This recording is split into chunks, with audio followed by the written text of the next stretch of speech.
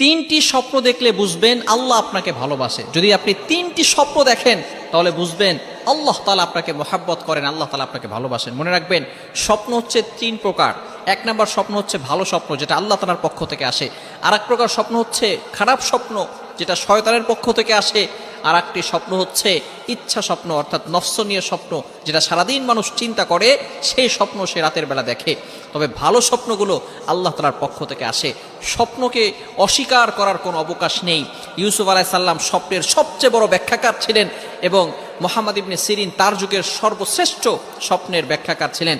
তার যে স্বপ্নের ব্যাখ্যা গ্রন্থ আছে সেখানের ভিতরে রয়েছে, যদি কোনো ব্যক্তি তিনটি স্বপ্ন দেখে তাহলে বুঝবেন যে তাকে আল্লাহ তাআলা ভালোবাসে।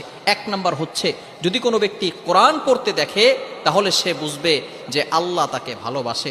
কেননা যে ব্যক্তি কোরআন পড়তে দেখে তাহলে এর ব্যাখ্যা হচ্ছে যে আল্লাহ পাক রব্বুল আলামিন তার মর্যাদা বৃদ্ধি করবেন, আল্লাহ পাক রব্বুল আলামিন তার উপরে রহমত নাজিল করবেন, তার সম্মান, তার স্ট্যাটাস আরো হাই লেভেলের করে দিবেন।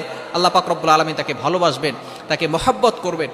সব সময় চিন্তা করতে হবে, যদি কেউ স্বপ্ন দেখে সে কোরআন পড়তেছে তাহলে আল্লাহ পাক রব্বুল আলামিন তার মর্যাদাকে বৃদ্ধি করে দিবেন।